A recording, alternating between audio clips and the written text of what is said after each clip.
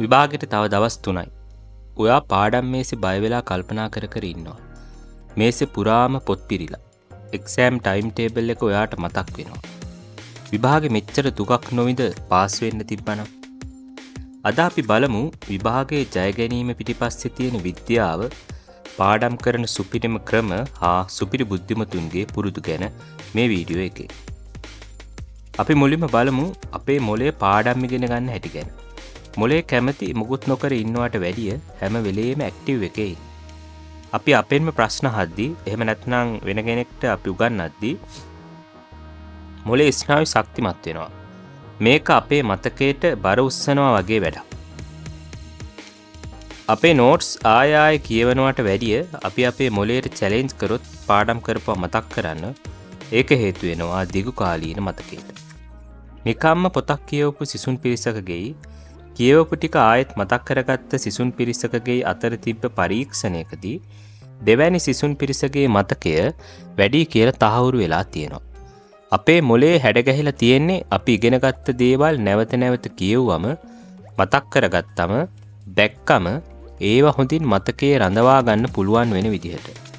මේ හින්දා තමයි කෙටි සටහන්, තනියෙන් ප්‍රශ්න වලට උත්තර දෙන එක, වැදගත් දේවල් ශබ්ද නගලා කීම වගේ ක්‍රමවලින් පාඩම් කරපු දේවල් හොඳට මතක හිටින්නේ.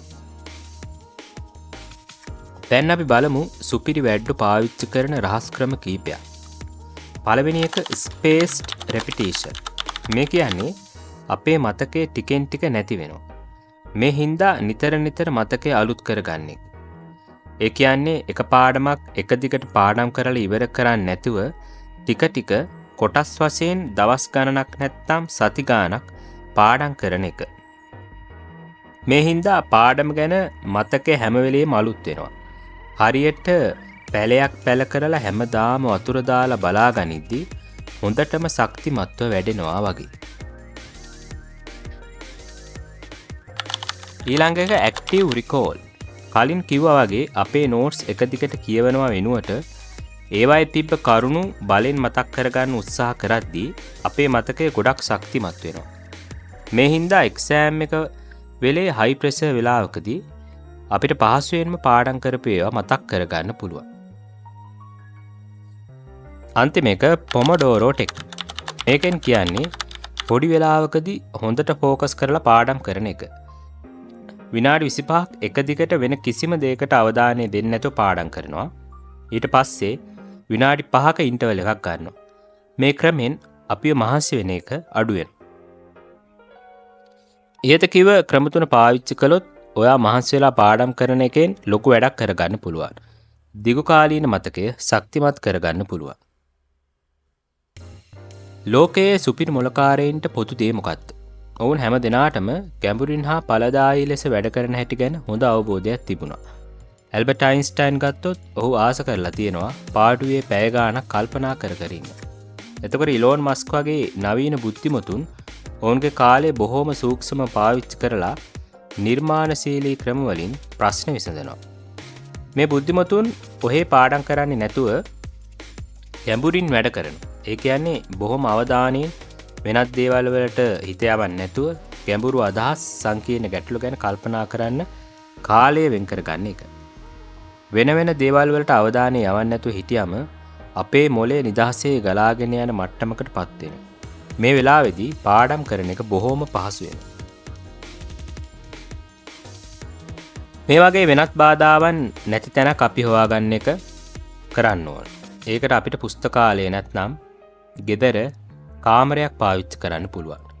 පාඩම් කරන්න දවසේ එකම වෙලාවක් යොදා ගත යුතුයි. ඒ වගේම ඉන්ටර්වල් වලට, විනෝදාංශ වලට නිදහසේ ඉන්නත් එකම වෙලාවක් යොදා ගන්න එක ජීවිතේ බැලන්ස් එකටත් හොඳයි.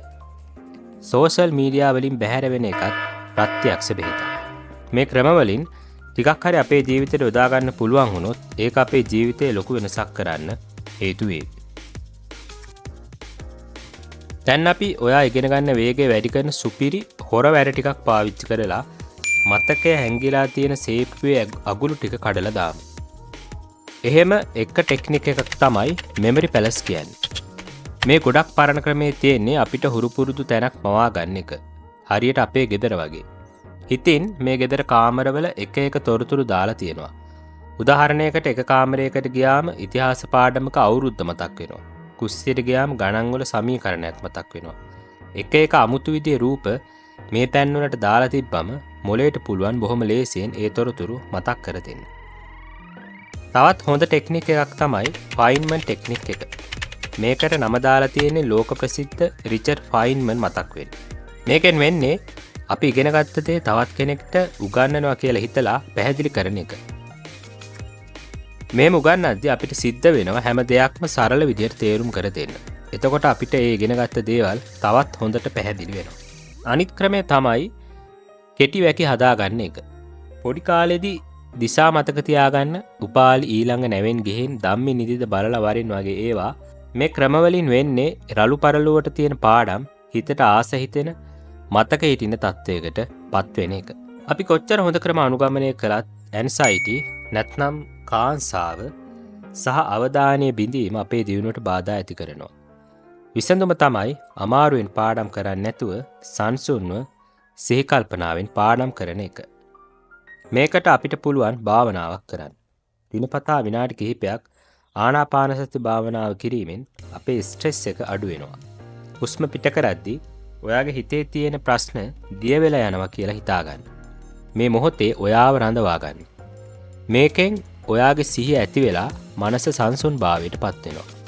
මේකත් එක්කම ඔයාගේ ශරීරය ගැනත් හිතන්න. දිනපතා ව්‍යායාම කරන්න. හොඳ නිින්දක් ලබා ගන්න. පෝෂ්‍යදායී ආහාර ගන්න. මේවත් ඔයාගේ මතකයේ ශක්තිමත් වෙන්න හේතු වෙනවා. පොඩි දුරක් ඇවිද්දත් අපේ මනස නිදහස් වෙනවා. විභාගය මේ වෙලේ තියෙනවා වගේ ටෙස්ට් කරන්න. පාස්ට් පේපර් එකක් නියමිත වෙලාව ඇතුළත ලියලා ඉවර කරන්න.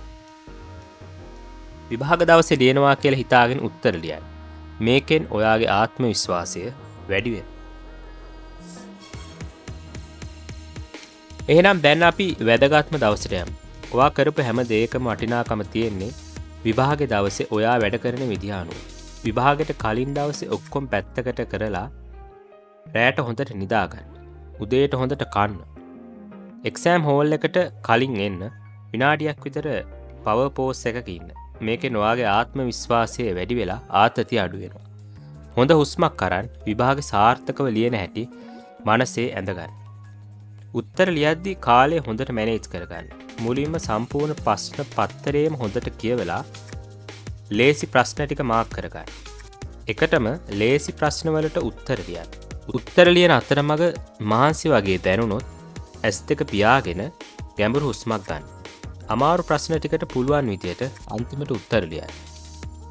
අද ඔයා පාඩම් කරන විද්‍යාත්මක ක්‍රම ගැනත් සුපිරි බුද්ධිමතුන් පාවිච්චි කරන ක්‍රම ගැනත් ආතතිය නැතිව විභාගයට මුහුණ දෙන හැටි ගැනත් ඉගෙන ගත්තා.